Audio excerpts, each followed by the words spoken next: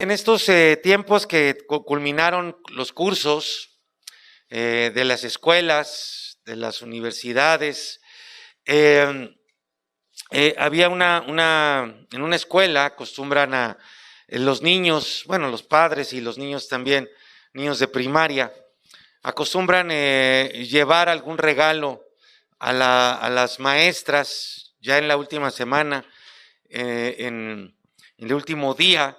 Y entonces llegó un niño que es hijo de un comerciante de flores, vende flores ahí en el mercado de Candelaria, y llegó con un ramo, con un arreglo de flores padrísimo para la maestra, y se lo entregó, ¿no? Y la maestra, pues obviamente feliz. También hay un matrimonio que tiene un negocio de dulces, y entonces llegó el niño ahí con una caja de chocolates y no sé qué tantas cosas de regalo para la maestra, ¿no?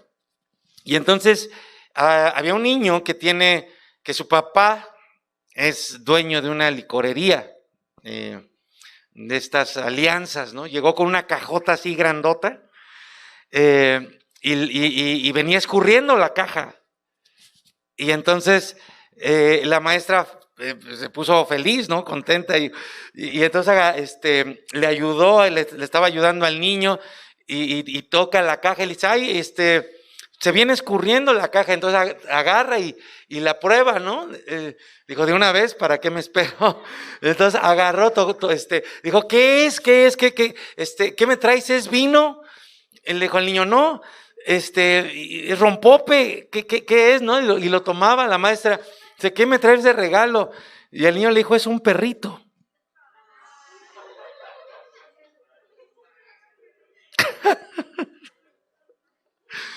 Hay que tener mucho cuidado a la hora de juzgar a las personas y a las situaciones, porque podemos terminar probando desechos en lugar de vino, ¿verdad? Hemos conocido en las semanas anteriores a dos religiosos, dos fariseos. Uno de ellos en extremo orgulloso, agradeciendo a Dios porque no era como ese funcionario de la Secretaría de Hacienda de aquel entonces, ¿no? Ese publicano corrupto. Y la semana pasada veíamos a otro de estos religiosos, un fariseo, machista, completamente machista, ¿verdad? Que despreció a aquella mujer, la llamó pecadora, lo era, pero él también. Y desconoció a Jesús o desacreditó a Jesús. Dijo, si este fuera profeta, sabría de qué calaña es esta mujer pecadora. En ambos casos, ese hombre que estaba en la iglesia y que decía, perdóname, Señor, porque soy pecador, y esa mujer de mala fama, fueron perdonados, fueron limpiados, fueron recibidos por Dios y bebieron el vino del cielo.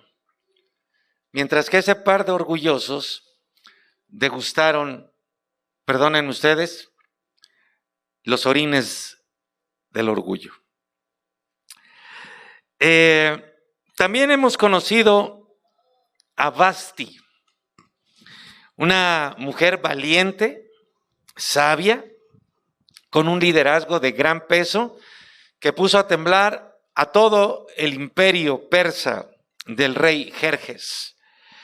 Sin embargo, vimos también que el imperio cayó sobre ella, ¿verdad? Y prácticamente la desaparecieron de la historia. Y entonces cualquiera podría decir que lo que hizo Vasti no fue relevante, que fracasó, que nada se puede hacer ante los sistemas aplastantes del mundo. Y definitivamente esto sería así, no tendríamos esperanza si no existiera la providencia de Dios, o que no existiera Dios y su providencia. Y cuando hablamos de providencia, recordamos que no solo se refiere a provisión, sino que la providencia de Dios está dirigiendo todo, a cada persona, cada decisión, cada circunstancia, las cosas animadas y las cosas inanimadas, las dirige, las contempla absolutamente todo y lo utiliza para llevar a cabo su plan perfecto cada día de la vida en la que nos encontramos ustedes y yo. Esdras capítulo 2, versículo 1. Esther. A partir de aquí, ya pasando al capítulo 2 de este libro, vamos a ver cómo Dios hace lo que hoy comparto con ustedes en el título de este mensaje. Cómo empieza a encender el fuego. Dice, pasadas estas cosas, ¿se acuerdan cuáles eran estas cosas? ¿Se acuerdan o no?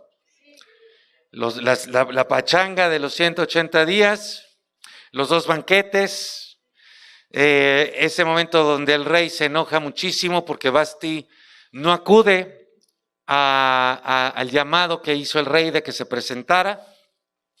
Se enoja y los supuestos sabios le dicen, vamos a elegir a otra persona. Dice, pasadas estas cosas, las que les acabo de recordar, sosegada la ira del rey Asuero. Ahorita van a ver cuánto le llevó al rey sosegar su ira.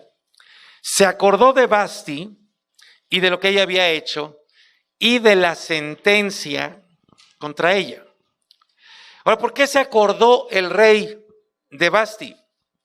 Aquí lo que vamos a ver, esto, mis queridos, cuando hablo de todo, cuando decimos que la providencia de Dios contempla todo, llega incluso al pensamiento, a lo que sucede dentro del corazón de las personas. Como este recuerdo que tuvo Jerjes o Asuero de Vasti. Y vean lo relevante de esto, o sea, lo interesante de esto, porque cuando dice ahí pasadas estas cosas, estamos hablando de 4 años. 4 años se habían pasado de aquellos 2 banquetes y del momento en el que Jerjes se enfureció. Para ese momento, capítulo 2, Asuero había ido a hacerle la guerra a Grecia, intentando conquistarla, y había fallado. Entonces regresó a Persia, a Susa, deprimido, triste, porque no había logrado su objetivo de conquistar a Grecia. Y los hombres, ustedes comprenderán conmigo cómo nos sentimos cuando fracasamos en algo, cómo nos deprimimos, ¿verdad? Y entonces este hombre lo que quería era un poquito de motivación, un poquito de placeres de esos que les gustan a los machos, no a los hombres, a los machos. Y en ese momento se acuerda de Vasti. Yo no sé, nada más dice que se acordó de Vasti. No sé si se empezó a arrepentir de lo que había hecho, si la extrañó. A lo mejor empezó a pensar, caray, pero andaba mega borracho cuando tomé esas decisiones, cómo se me fue a ocurrir, si Vasti era una buena mujer, yo no sé por qué le tuve que hacer eso, no sé. Pero lo que sí sabemos es que el recuerdo de Vasti, 4 años después, le afectó. O sea, imagínense, 4 años después, cualquiera diría, ya supérala, ¿no? Algunos que bueno, me da gusto que muchos ya no se sepan esas alabanzas, pero hay uno que otro que sí le salió aquí en las botas de norteñas. Muy bien, cada vez hay menos.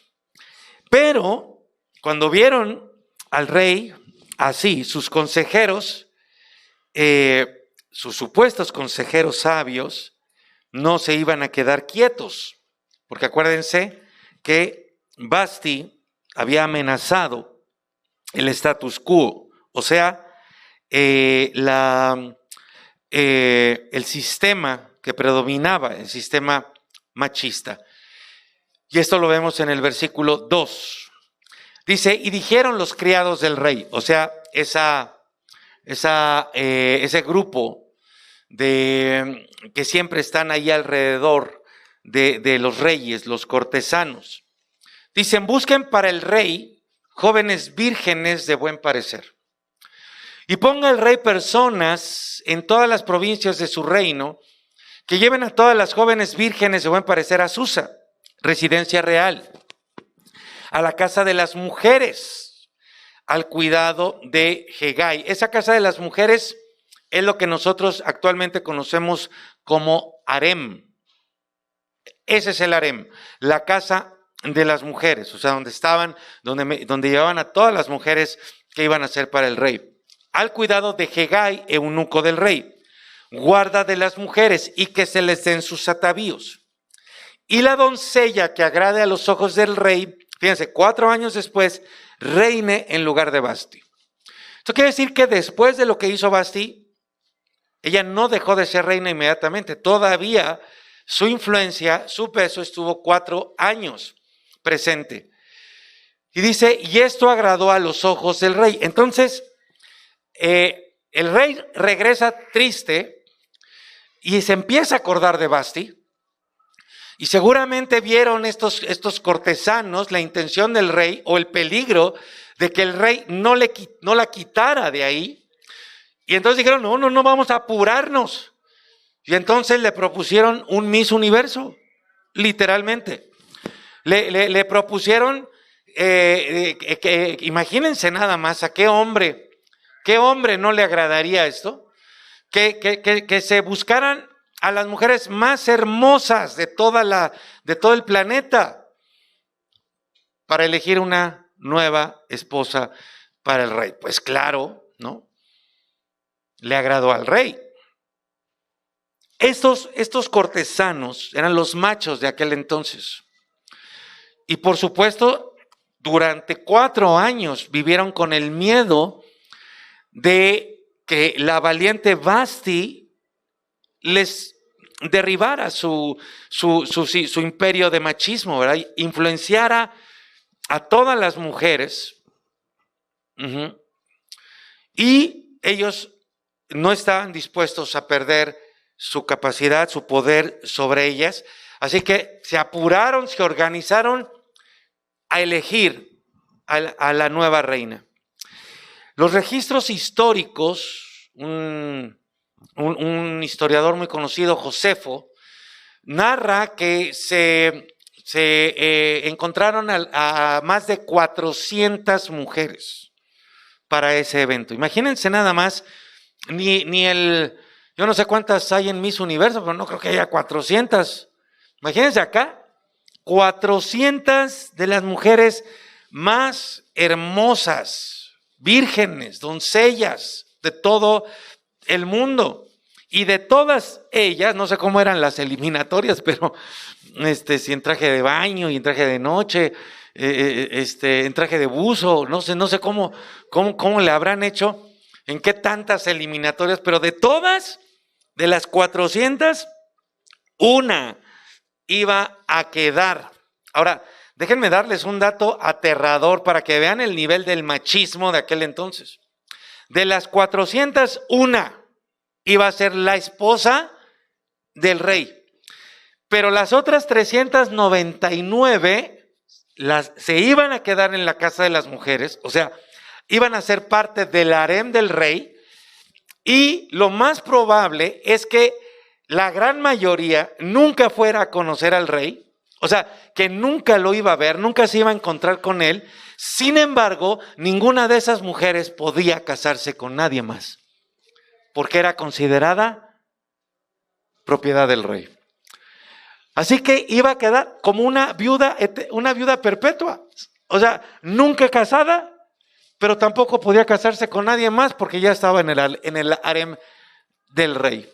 No me lo van a creer, yo he conocido hombres, ¿sí?, que andan con una mujer de novios o de pareja, luego cortan y él ya anda con otra persona, pero se pone celoso porque la ex anda buscando a con quién o la andan pretendiendo. Y así con 3, 4, 5 ex. De verdad, yo me he quedado impactado. He hablado con estas personas porque las he conocido. Y digo, pero ¿en qué cabeza cabe que tú creas, que tú sigas creyendo que esa persona con la que tú estuviste y que ya no estás, sigue siendo tuya? Yo no sé si ustedes han conocido a alguien así. Los hay. Los hay. Tienen ahí su harem particular y no quieren compartirla con, aunque ya, yo les decía, ¿vas a regresar con ella? No, ya no. Y entonces, ¿por qué las celas de esa manera? Los hay. Así que estos cortesanos, estos hombres representantes del machismo, dijeron, vamos a organizarle este evento, vamos a organizarle el Miss Persia, Miss Universo de aquel entonces, del 539 antes de Cristo, y dijeron ellos, es la solución. Nos vamos a deshacer de la molesta Vasti y asunto arreglado. Pero lo que ellos pensaron como asunto arreglado no lo fue tanto para ellos, porque eso que ellos pensaron fue el principio del fin, como lo vamos a ir viendo hoy y en las siguientes semanas.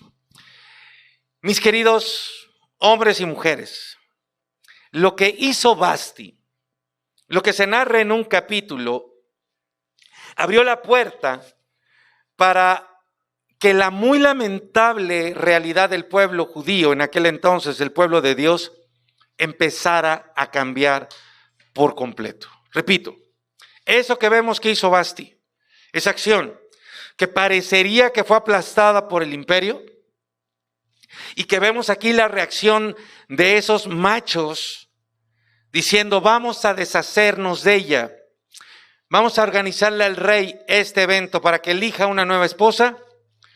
Todo eso, o sea, detonó, lo que hizo Vasti, detonó la cadena de sucesos para que iniciara el final de ese sistema y de ese imperio. Esto nos debe de recordar o enseñar que nunca debemos menospreciar los esfuerzos, por pequeños que nos parezcan a nosotros. ¿Y sabes cuál es el que menos debes de despreciar? ¿Sabes cuál es el esfuerzo que menos debes de despreciar? El que menos debe despreciar de todos, ¿sabes cuál es? El tuyo. El que tú puedes hacer. Porque ese es el lenguaje que hay en muchos hombres y mujeres de Dios. ¿De qué sirve lo que voy a hacer? ¿De qué sirve que haga esto? ¿De qué va a cambiar? ¿Qué va a suceder si hago esto? No sirve de nada. Y tú eres el primero que te estás despreciando a ti mismo. Y ese es el que menos debes de despreciar, porque tú no sabes lo que tú puedes detonar, o déjame decírtelo de otra manera, lo que Dios puede detonar a través de tu esfuerzo sincero, por pequeño que sea. Tenemos una promesa de parte de Dios, Isaías 42:3, y Él dice, no va a quebrar la caña cascada, y se acuerdan, se refiere a Jesús, ni apagará el pábilo que humeare. O sea, cuando las cosas parecen ya completamente perdidas, cuando están a un paso de perderse, cuando ya parece que se va a hundir todo, dice, yo no lo voy a apagar, no lo voy a terminar de destruir. Por medio de la verdad, Él va a traer justicia. No cesará, esto está hablando de Jesús, Él no va, está hablando de Cristo, Él no va a cansarse, no desmayará hasta que establezca en la tierra la justicia, lo que es recto. Y por eso tú y yo estamos aquí como agentes de justicia, aunque todo esté alrededor nuestro, tan terrible como lo estamos viendo día a día en las noticias en México, que haría que cualquiera quiera correr, quiera salir. Nosotros tenemos esta promesa. Él no va a desmayar, no va a cesar. En medio de la oscuridad, en medio de la injusticia, Él va a establecer su reino. ¿Para qué? Para que muchos corran a la torre fuerte que es nuestro Señor y encuentren salvación literal, como tú y yo la encontramos, no solo de la muerte eterna, sino de todos los peligros que están a nuestro alrededor todos los días. Ahora vamos a recordar que el pueblo judío había sido invadido por Babilonia algunas décadas antes de los tiempos de Esther. O sea, llegaron el ejército babilónico, conquista Israel y se lleva a lo mejor de lo mejor. A ver, voy a hacer un pequeño ejercicio. Si vinieran aquí a conquistarnos y se llevaran a lo mejor de lo mejor, levanta su mano si tú crees que te llevarían a ti. Ay, todavía falta que la gente crea. Esa aparente humildad no sirve de absolutamente nada. Tenemos que creer que somos lo mejor de lo mejor. ¿Por nosotros? ¿Por nosotros? No. Porque Él hace de nosotros lo mejor de lo mejor.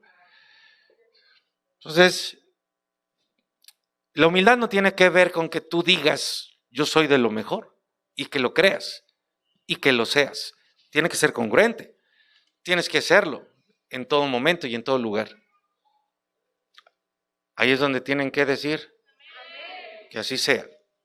Muy bien. Entonces se los llevan y permanecen casi 70 años en una cautividad. ¿Por qué se los llevaban cautivos? Porque no solamente querían la tierra. Es más, la tierra era lo que menos les importaba.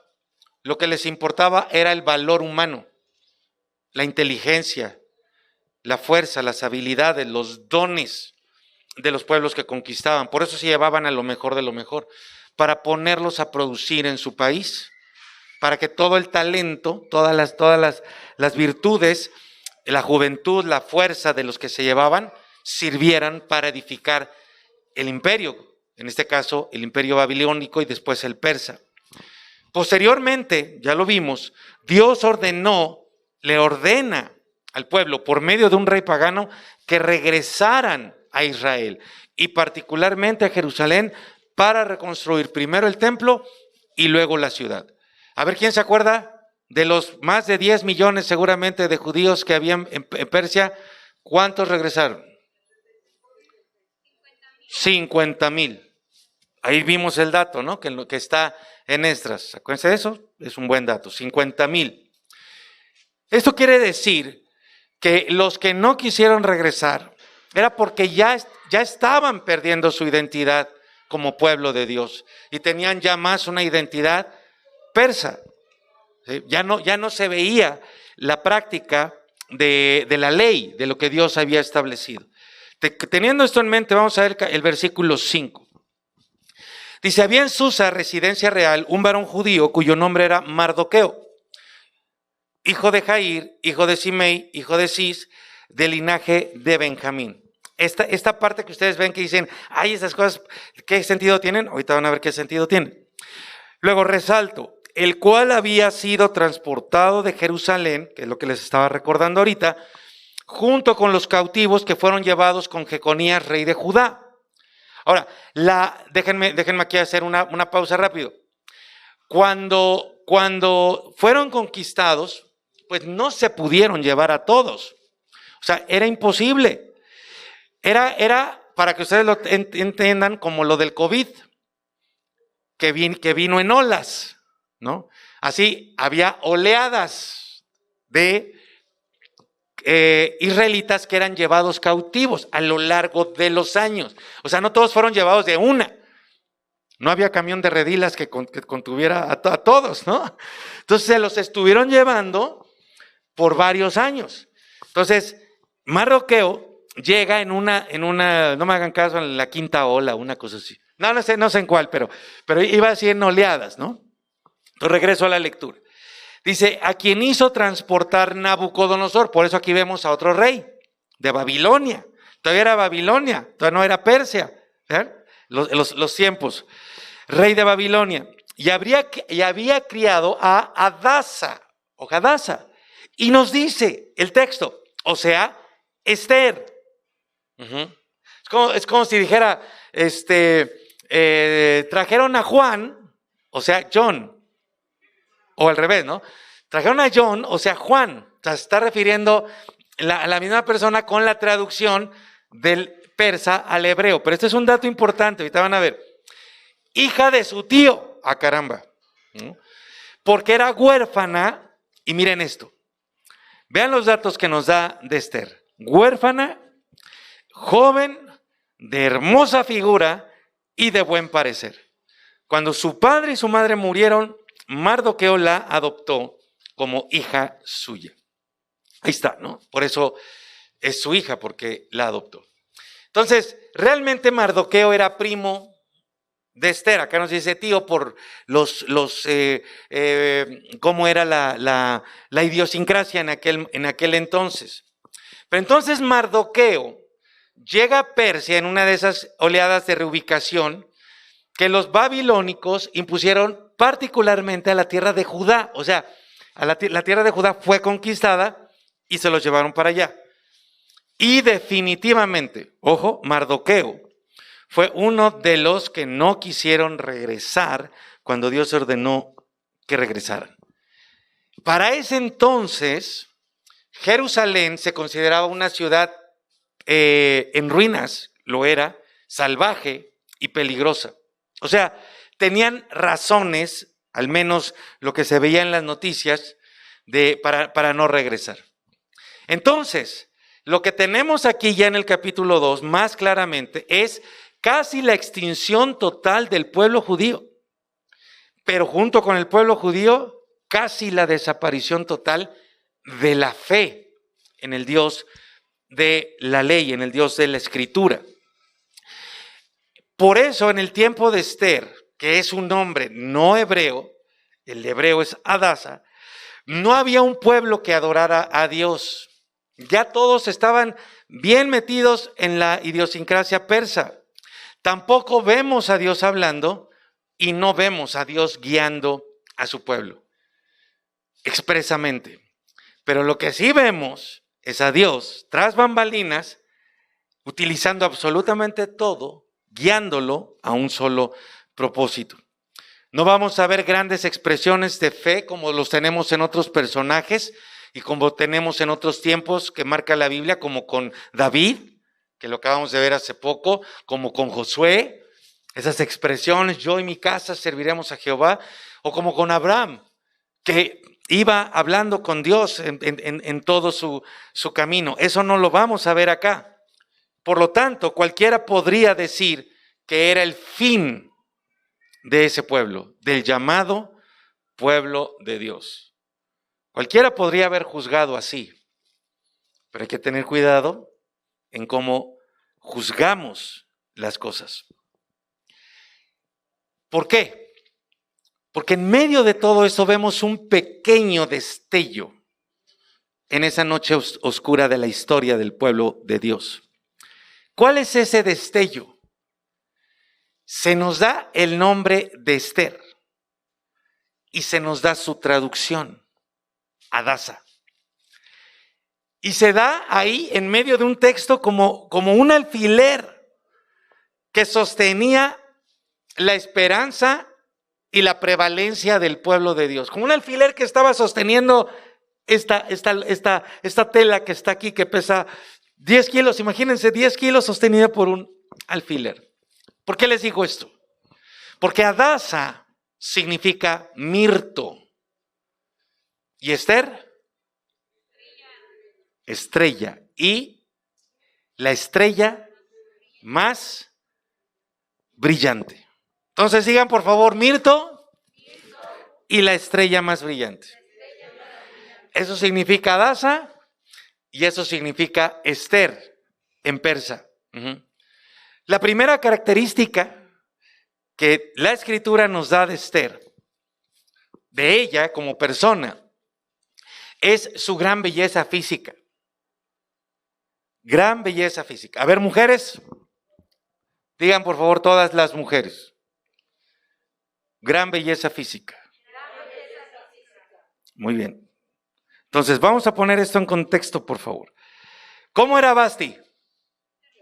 Hermosa. Nos cansamos, ¿verdad? De la descripción que nos hizo la Biblia de Vasti. Era hermosísima Vasti. Era imposible no voltear a verla, ¿no? Son de esas, era de esas mujeres que si tú vas con tu esposa te tiene que decir, mi amor, voltea a verla. No os hagáis. ¿Ok? Y no tendrían por qué enojar. Era hermosísima. Ahora, no nada más eso. Esos cortesanos se fueron a buscar a las 400 mujeres más hermosas de todo el planeta. Las mujeres más hermosas. O sea, Victoria's Secret desfile quedaba muy lejos de la belleza de esas mujeres. Entonces, ese es el contexto donde se nos dice que Esther era la más hermosa de las más hermosas, la más bella de todas. Y aparte lo dice de una manera muy particular que creo que es la única mujer en toda la Biblia que se da esta descripción. ¿Sí? ¿Qué dice? Dice que era de hermosa figura y de buen parecer. A ver, mis queridas mujeres, aquí tenemos una base bíblica poderosa para sentar una verdad de suma importancia, más en una iglesia. ¿Cuál es esa verdad? Que la belleza física también es importante para Dios. No la deja de lado. Por décadas, tal vez por siglos incluso, se ha tratado de poner en pleito a la fe y a la belleza física, como si una valiera y la otra no. Fíjate en cómo tiene sus cajones, en su letra. No importa lo físico. Lo que importa es su corazón. Amén. ¿Dónde están los hombres? ¿Dónde están los hombres? Luego no se quejen, hombres. Si no están listos, Aquí ustedes son los primeros que tendrían que haber gritado. No, así no, como hombre. Pero gritado no, tenían que haber gritado amén, ¿no?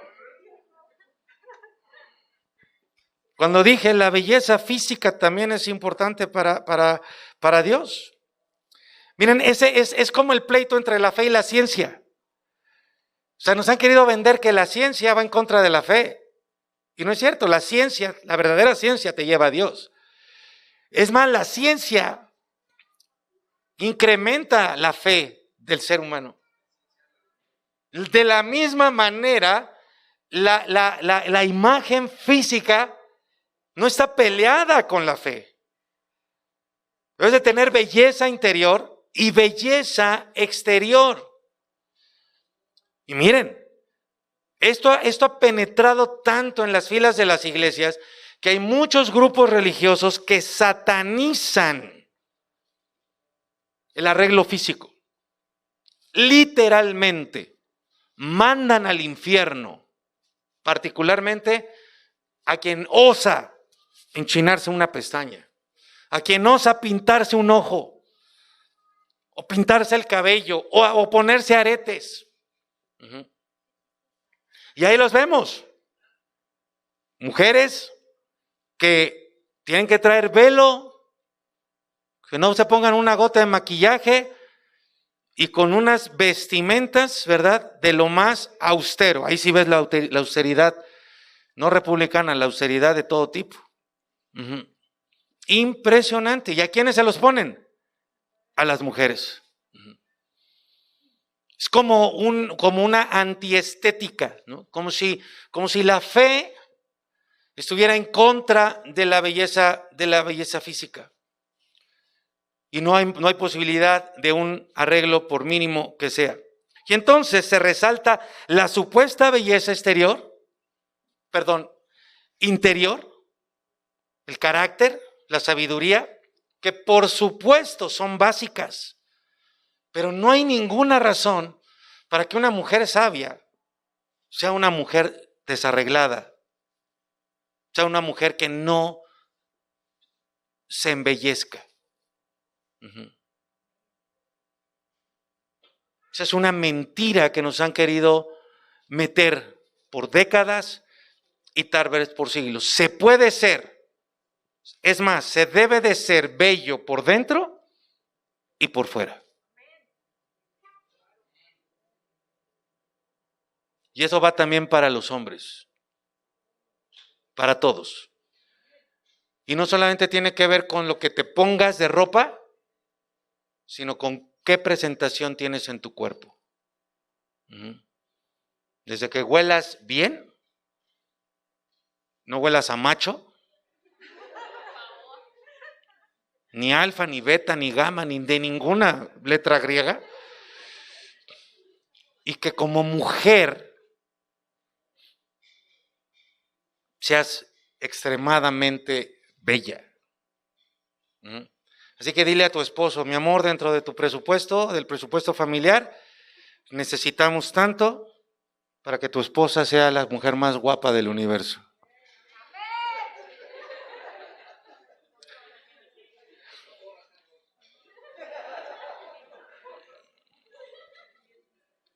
Mujeres, ¿quieren un David por esposo? ¿Quién dijo no? ¿No? Ah, bueno, cada quien. ¿Quieren un hombre de Dios? Sean un Esther. Sean un Esther. Jamás en la vida dejen de atenderse a ustedes. Por favor, jamás. Así que esperamos un Extreme Makeover para la próxima semana. Para todas y para todos. Amén. Voy a cortar la parte de la historia que sigue en el capítulo 2 porque de alguna manera ya todos conocemos y quien no la conozca la intuye. Esther fue la ganadora del concurso de las 400 doncellas y como al final de los cuentos el rey quedó perdidamente enamorado de Esther y vivieron, ¿verdad? Pero tendríamos más bien que decir que vivieron algunas de las aventuras más emocionantes que alguien pueda vivir en cualquier tiempo.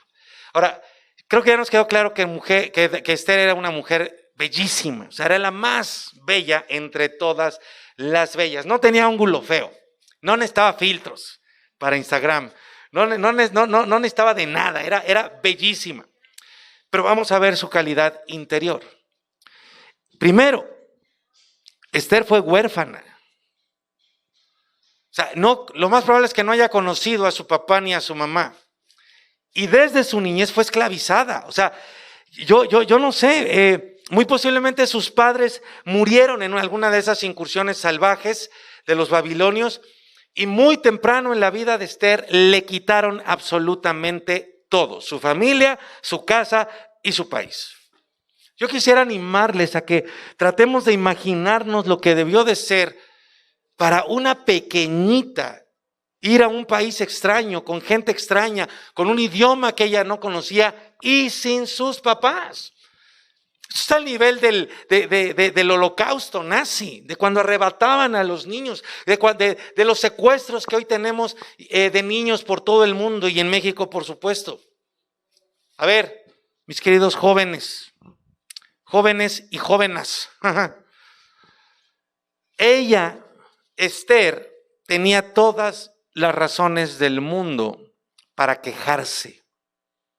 para deprimirse, para llorar todos los días, para echarle la culpa a todos y a todo, incluyendo a Dios. Pero no vas a ver en todo el registro histórico, jamás vas a ver a una Esther amargada, quejosa. Si hablamos de familias disfuncionales, ella tuvo una de las peores. La crió su primo. Al menos algunos nos cuidaron los abuelos. Más o menos tiene hay un sentido. No, ella el primo. Ahora, ella vivía en Susa desde el principio, la capital del imperio. Y apenas unos años atrás, había tenido el lugar, el banquete de la reina Vasti. 4 años atrás. ¿Habrá estado Esther en ese banquete de la reina Vasti? Ella vivía en la capital. Así que muy probablemente, y acuérdense, el banquete fue para todas las mujeres de Susa.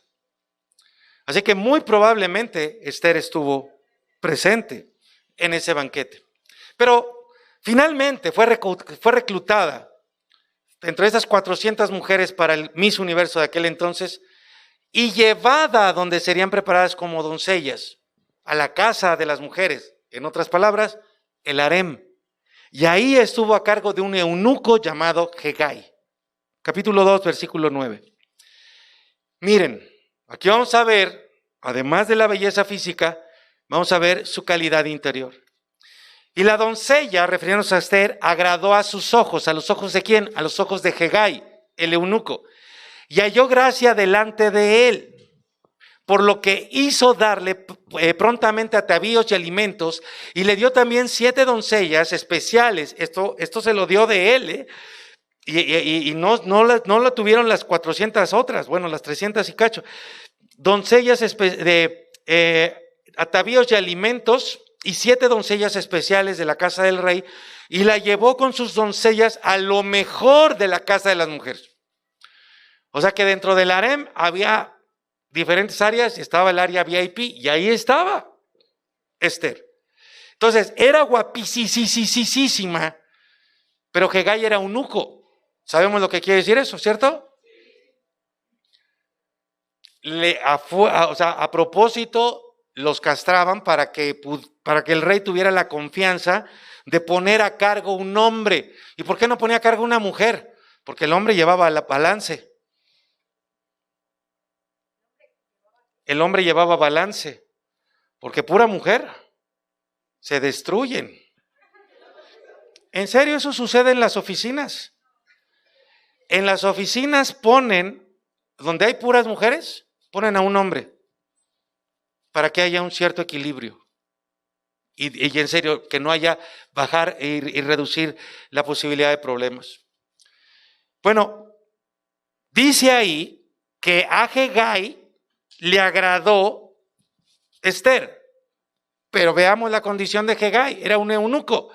O sea, cuando mucho le habrá gustado físicamente, pero lo que vemos aquí en el capítulo 2, versículo 9, es que lo que le agradó a Hegai y con lo que él queda impresionado, no es tanto su belleza exterior, sino la actitud, la calidad interior de Esther.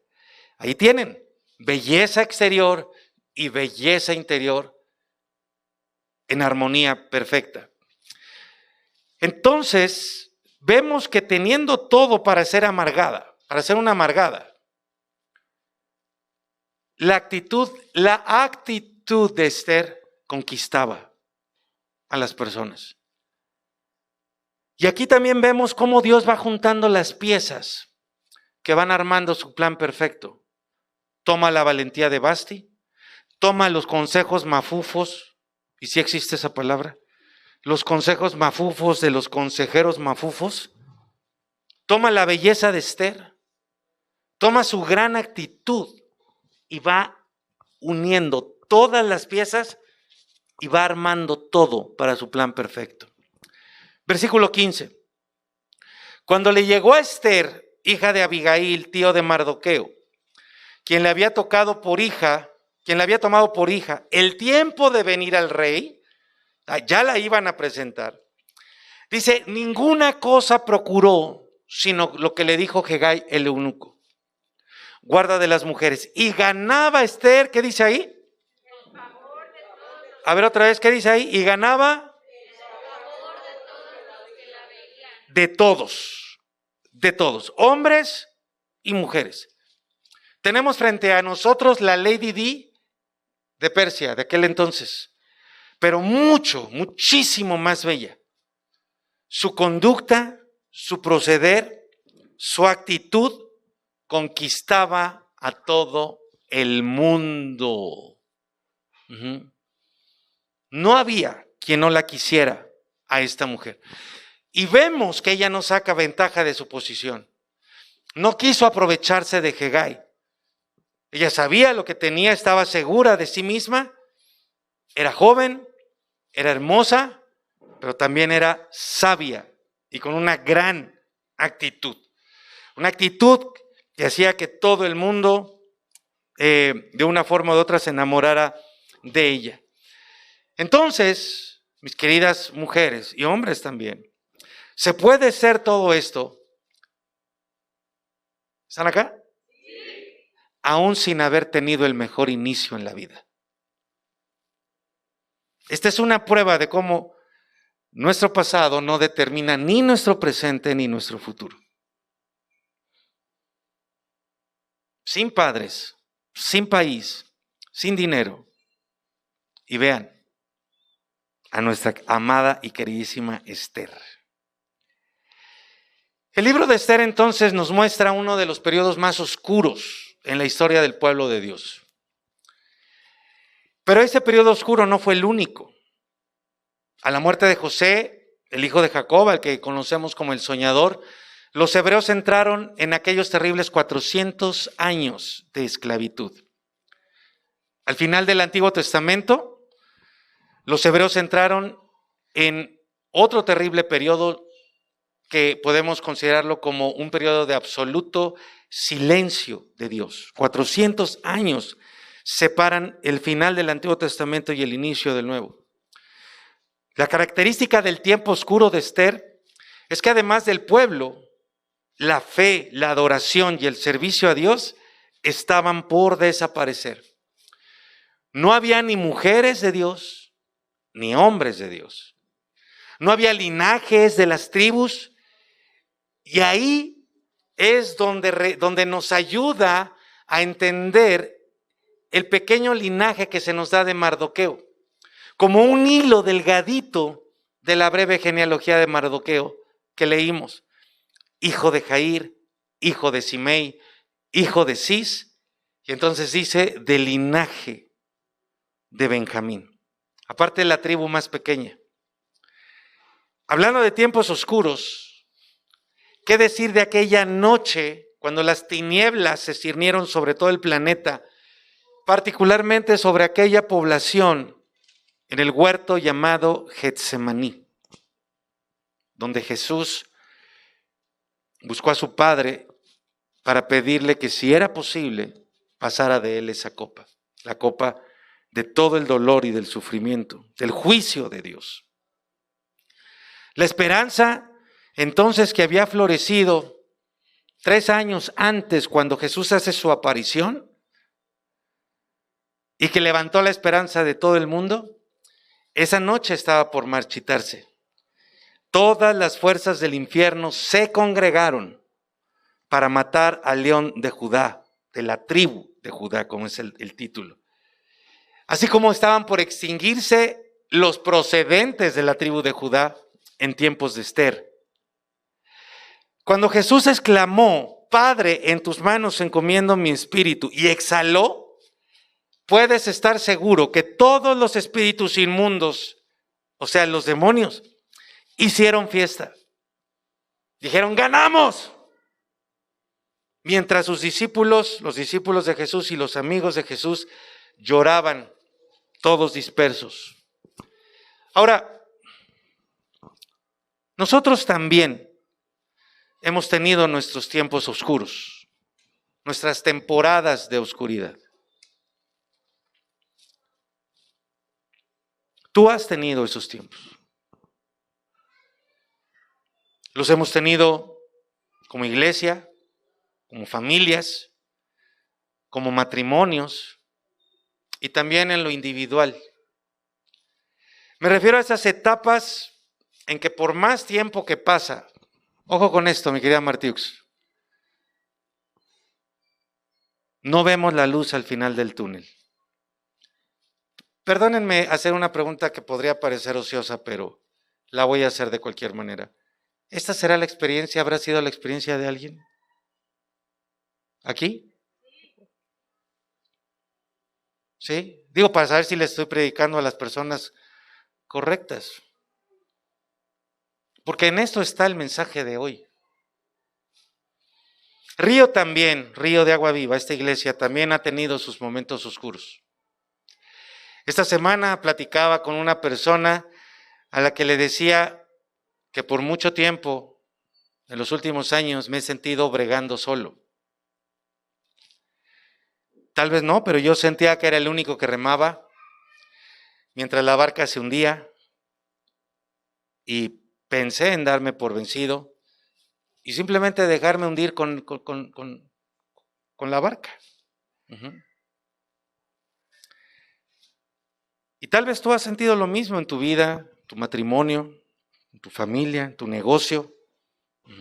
Simplemente ya no seguir esforzándote, no seguir yendo hacia adelante.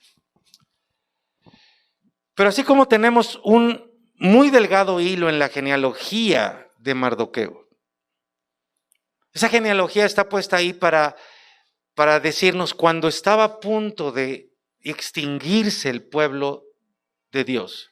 Ahí hay un hilito. Ahí hay un pábilo que está humeando. Todavía está ese pequeño punto rojito. Pero además de eso se nos da otro detalle, más pequeñito todavía, al darnos el nombre de Esther en hebreo, Hadasa. ¿Qué significa Hadasa? ¿Todos? ¿Saben lo que es el mirto? El mirto es un arbusto, pero no cualquier arbusto. Es un arbusto grande que por lo regular está entre los 3 y 4 metros de altura, pero llega a haber mirtos de 9 metros. Y no solo eso, no solamente es su gran follaje, sino que sus ramas y hojas son aromáticas. De ahí se toman las esencias para hacer algunos de los perfumes más hermosos o más deliciosos del mundo. Se hacen perfumes del mirto. Pero lo más extraordinario del mirto es que florece en todas las estaciones del año. No hay una sola semana o día del año, pase lo que pase con el clima, en que sus ramas no estén fuertes, sus hojas verdes y aromatizando, perfumando el ambiente. Ahora, con esto en mente quiero mostrarles la siguiente profecía. ¿Están bien? Sí. Porque necesitan estarlo para recibir esto. Miren qué hermoso. Zacarías capítulo 1, versículo 8. Y vi, ¿qué dice ahí? De noche. Cada palabra tiene un peso específico para el que tiene oídos para oír. Y vi de noche un varón, que cabalgaba sobre un caballo alazán. ¡Wow! Como esos varones valientes que se necesitan en este mundo. El cual, ¿qué? ¿Qué dice ahí? ¿Que había dónde? A ver todos, por favor, otra vez. ¿El cual qué? Entre los mirtos que había en la hondura. y detrás de él había caballos alazanes, overos y blancos. Entonces dije, ¿qué son estos, Señor mío? O sea, el profeta está viendo algo, está teniendo una visión y ve eso, pero no la entiende. Y entonces dice, explícamela. Y me dijo el ángel que hablaba conmigo, yo te enseñaré lo que son estos, te lo voy a explicar. Y aquel varón que estaba entre los mirtos dijo, estos son los que Jehová ha enviado a recorrer la tierra. Y ellos hablaron, o sea, son otros ángeles, ¿sí?, que fueron con una encomienda y vienen con el reporte. Y ellos hablaron a aquel ángel de Jehová que estaba entre los mirtos. Entonces había un varón, luego ahora ya está el ángel de Jehová entre los mirtos. Y dijeron, hemos recorrido la tierra. Acuérdense que era de noche. Y he aquí, toda la tierra está reposada y quieta. Y cualquiera diría, ay, pues qué bonito, pero acuérdense que tenemos que saber juzgar y no equivocarnos. Toda la tierra está reposada y quieta. Respondió el ángel de Jehová y dijo, oh Jehová de los ejércitos, ¿hasta cuándo no tendrás piedad de Jerusalén y de las ciudades de Judá? ¿Qué creen? Se estaba refiriendo a los tiempos de Esther. Se estaba refiriendo a cómo estaba la ciudad, a la condición en ruinas, abandonada, salvaje, terrible, peligrosa, por la que nadie quería regresar a esa ciudad, entre ellos Mardoqueo. Si la tierra está reposada, ¿por qué dice el ángel de Jehová? A ver, le invito unos tacos a quien se acuerde quién es el ángel de Jehová. Jesús. Ay, voy a tener que invitar a todos. Maravilloso. Está hablando de Jesús. Eso lo aprendimos. De Jesucristo. Y ese ángel de Jehová, que es Jesucristo, está intercediendo delante de Dios y le dice, Dios, ¿hasta cuándo no vas a tener piedad de Jerusalén y de la ciudad de Judá, con las cuales has estado airado por espacio de qué? Ahí sabes por qué se está refiriendo ese tiempo, al tiempo de la cautividad. Y Jehová respondió enojado y dijo, no te voy a hacer caso. No, ¿qué dice ahí? Buenas palabras. Palabras al ángel que hablaba conmigo. Y me dijo el ángel que hablaba conmigo, clama. Mira, ve la instrucción, clama. O sea, ya Dios está hablando palabras buenas, pero nosotros debemos clamar. Así ha dicho Jehová de los ejércitos. Celé con gran celo a Jerusalén y a Sión. Y ahora estoy muy airado, ¿pero contra quién? ¿Contra las naciones qué? Entonces mira, tú dices, toda la tierra está reposada y dirías, ay, bendito sea el Señor. No. ¿A qué se refería? A que todos estaban muy contentitos en Persia. Todos estaban bien acomodaditos en Persia. Todo estaba reposado, no pasaba nada, todos estaban comodísimos.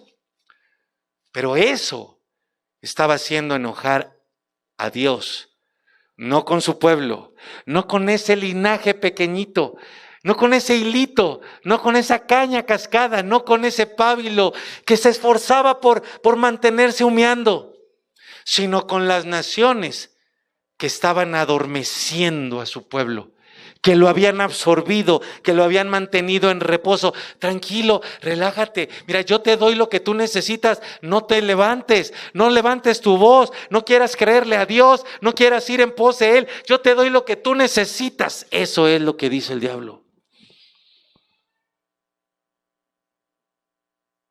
Mantenerte con lo estrictamente necesario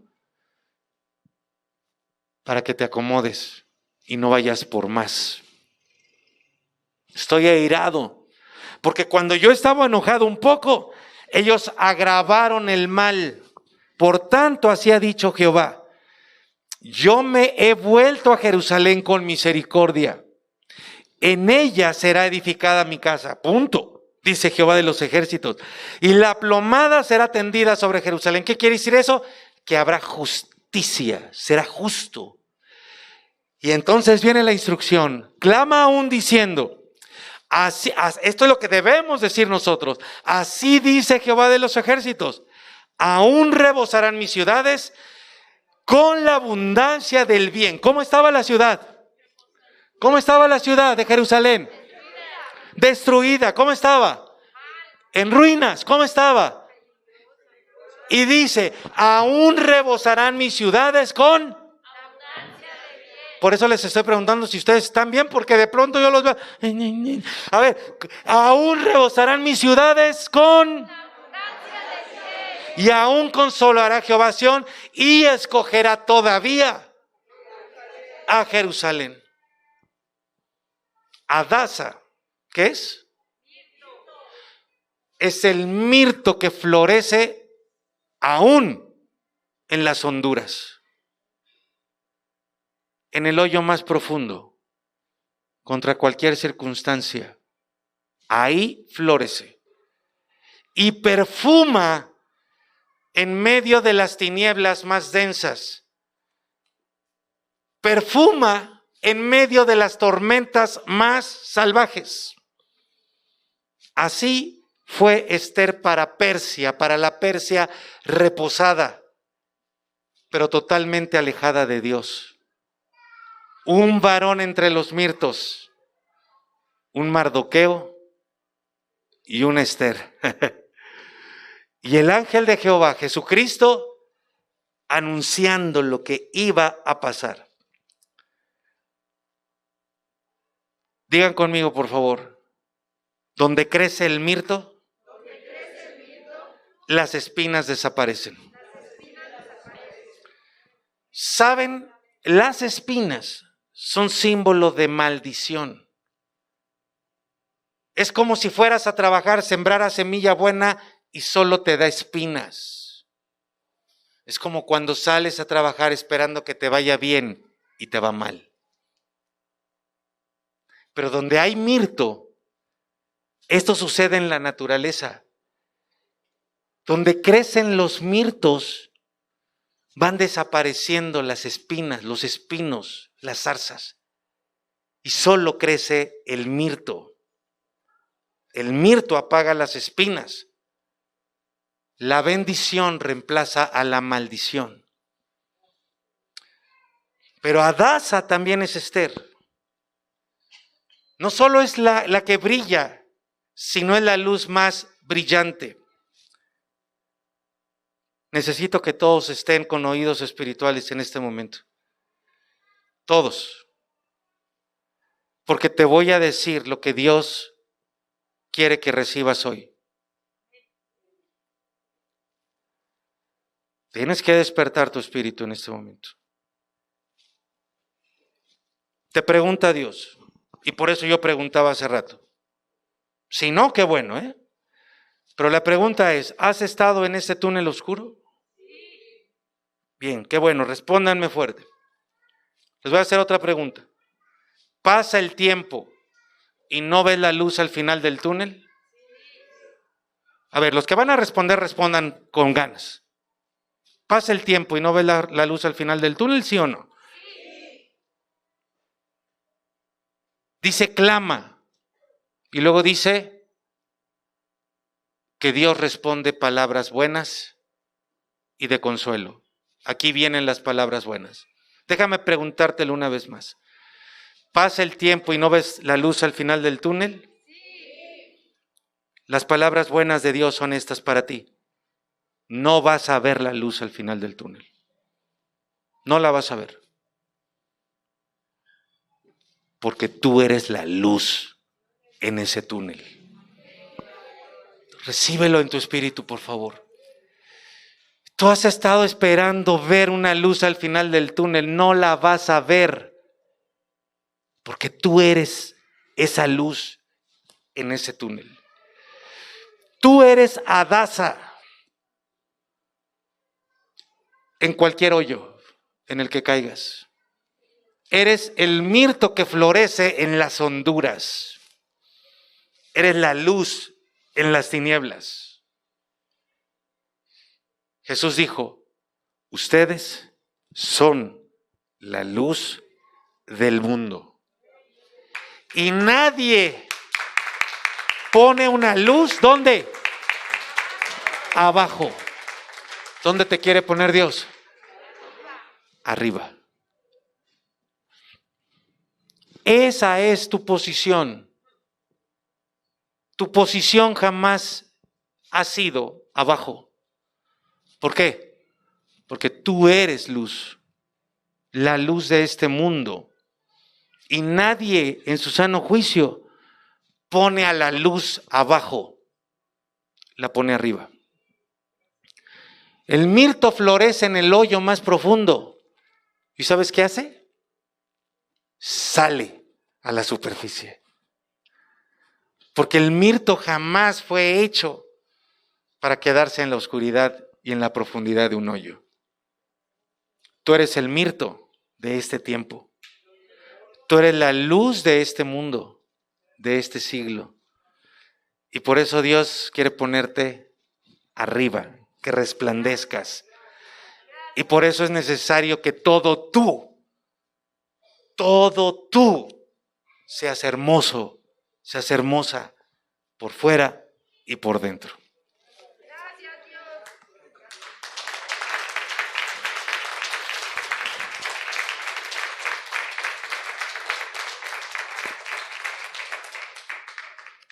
Jesús fue nuestro Hadasa.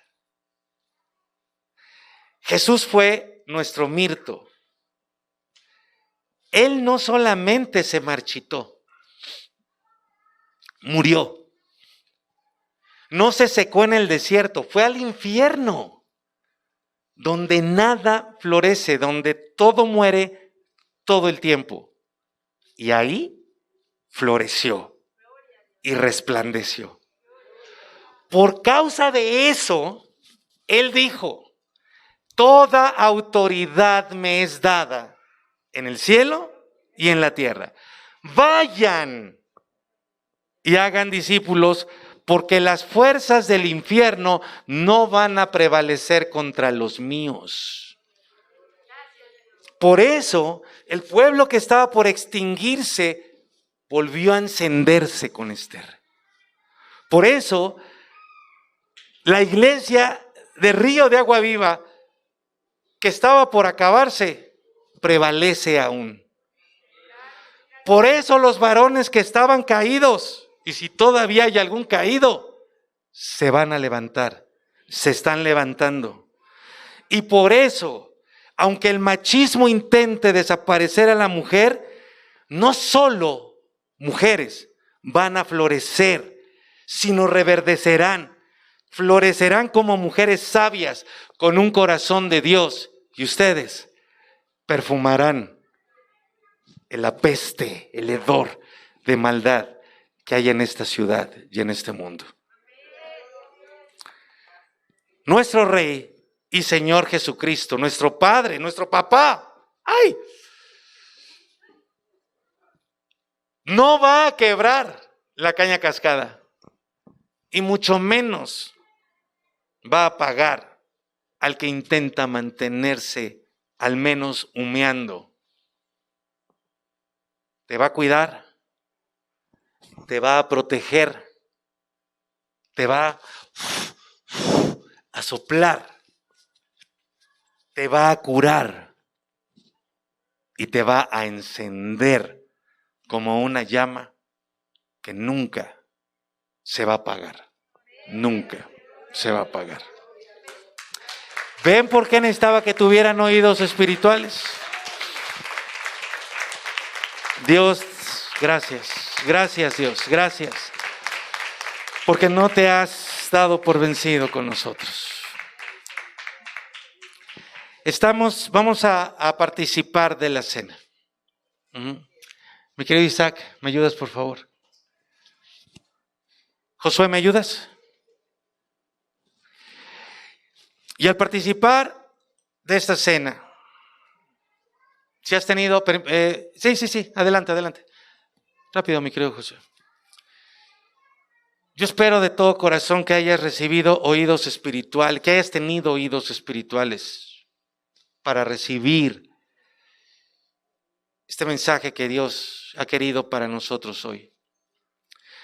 Eso quiere decir que si tú tienes oídos espirituales, va a haber un cambio, una transformación en ti. No que hagas tú, que va a ser Él. Pero tú tienes que clamar, así como le daba la instrucción Dios al profeta. Clama aún, aunque no veas, aunque tú estés en medio de ese túnel o en ese hoyo, tienes que declarar, clamar. Él aún va a hacer algo conmigo. Él me va a sacar de este hoyo.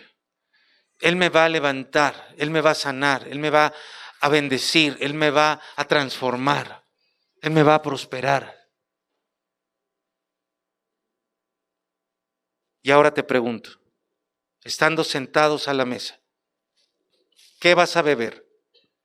¿Vino? Perdónenme que use esta palabra, pero ¿qué van a beber? ¿Vino o los orines de las mentiras?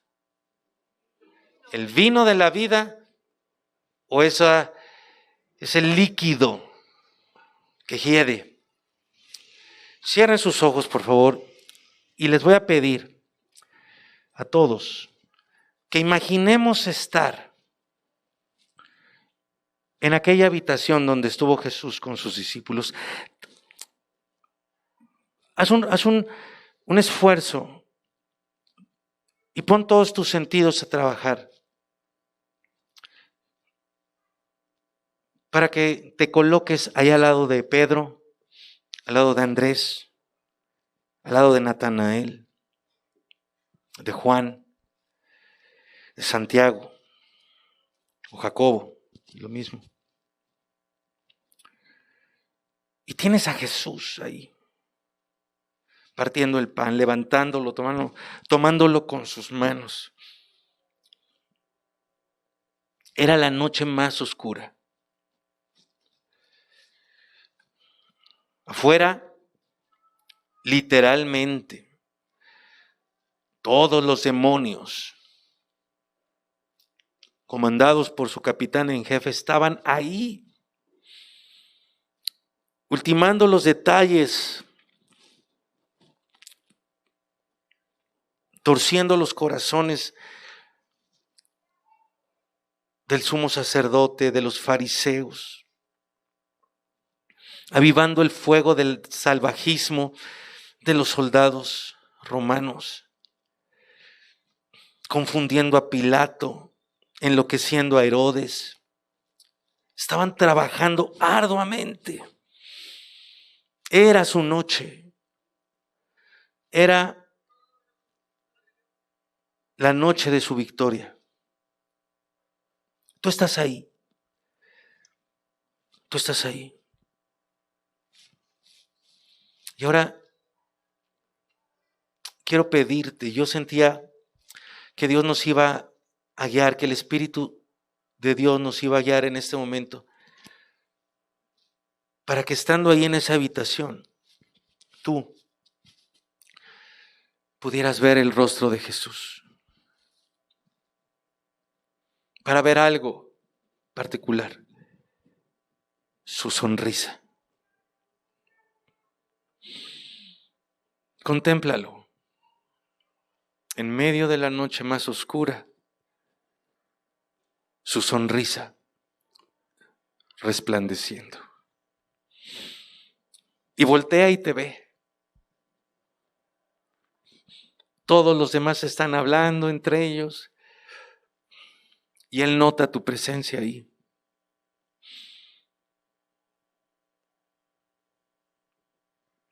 Nota tu sorpresa, tu estupor, tu incredulidad. No una incredulidad mala, sino de decir, estás a punto de ir allá. Estás a punto de entregarte en sus manos. ¿Cómo puedes estar sonriendo? Y entonces Él voltea hacia ti y te dice, tomando el pan en sus manos, mira, sí, mi cuerpo va a ser partido por ti. pero todo va a estar bien. Todo va a estar bien. Voy a entregar mi vida y voy a ir al abismo más alejado y más profundo. Pero tranquilo, te sonríe y te dice, todo va a estar bien. Porque yo soy el mirto que florece en las honduras.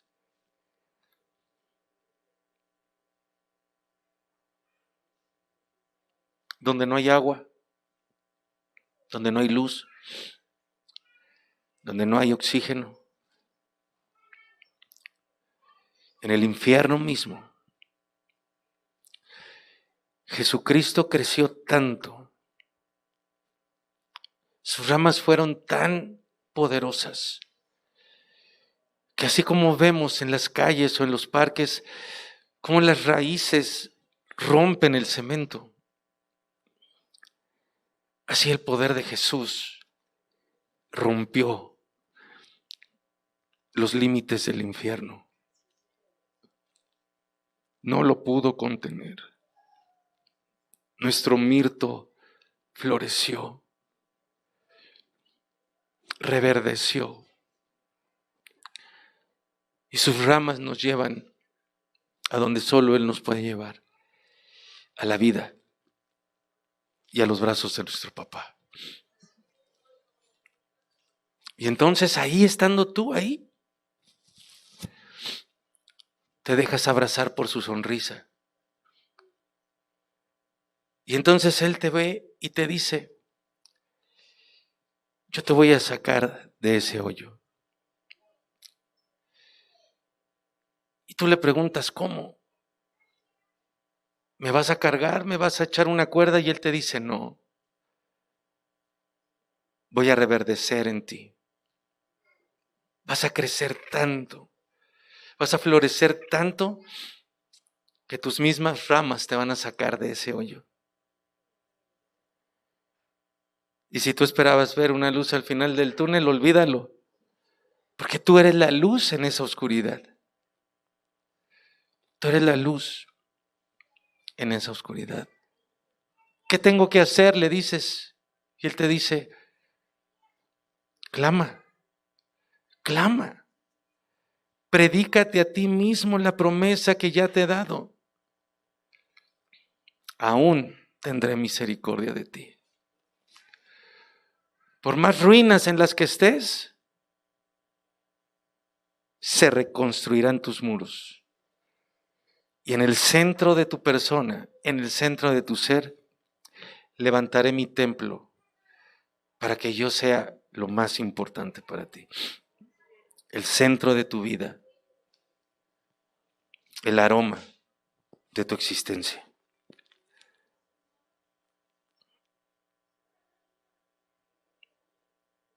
Hoy tienes en tus manos esta porción de pan, que es como ese hilo que nos lleva a ese momento, a aquella reunión, en aquel apartado lugar. En la noche más oscura, donde las tinieblas cayeron, nuestro Señor Jesucristo resplandeció. En aquel cuartito parecería un pábilo que humeaba, pero de ahí provino el fuego que sigue ardiendo más de 2000 años después. Toma ese pan, pártelo con tus manos y vamos a participar todos. Y mientras lo haces, habla con Dios. ¿Qué tienes que decirle de todo lo que Él te está diciendo el día de hoy? Adelante.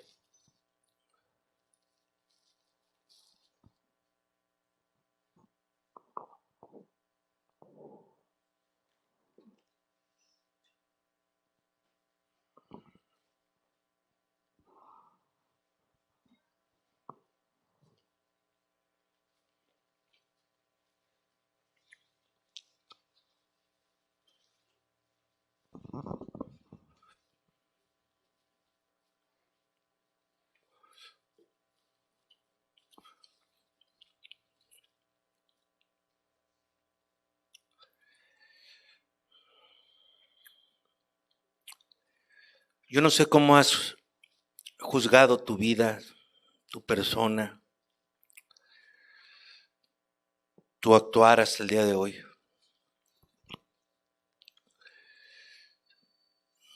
Definitivamente lo que más nos conviene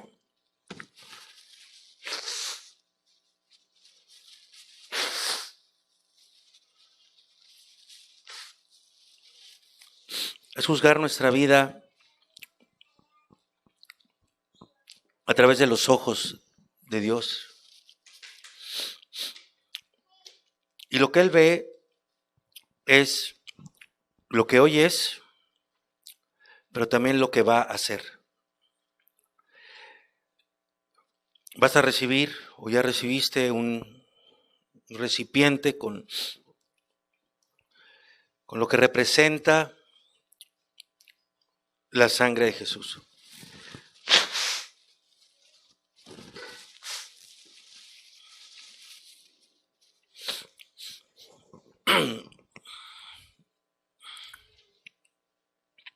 A veces nosotros esperamos vino y lo que recibimos es algo totalmente diferente. Esperamos que nos vaya bien y nos va mal. Esperamos degustar el éxito y saboreamos la amargura del fracaso. Esperamos recibir una bendición y vienen malas noticias. Y cuando lo vivimos de esa manera, no es chistoso, no nos hace reír. ¿Por qué? ¿Por qué nos pasa esto? Jesús dijo, sin mí nada puedes hacer. Y caminar con Él no es que pongas tus planes en sus manos. Es que tú tomes sus planes y los lleves a cabo. Que tú tomes su palabra y la obedezcas. Por eso la pregunta es, ¿qué vas a beber? ¿Vino o desechos? ¿Bendición o maldición? ¿Buenas noticias o malas?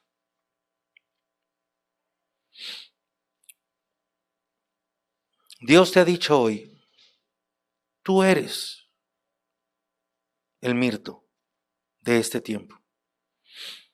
Tú eres la luz que va creciendo en ese túnel. Eso no significa otra cosa sino bendición. Pero ese mirto tiene que estar sembrado en él. Al recibir todos de este vino, digámosle al Señor con todo nuestro corazón, yo ya no quiero beber más desechos. Yo ya no quiero que me vaya mal. Yo ya no quiero hacerlo a mi manera, no quiero hacerlo por mi camino ni en mi tiempo. Ya no quiero quejarme, ya no quiero estar triste, ya no quiero darle cabida en mi mente y en mi corazón a toda esa bola de mentiras.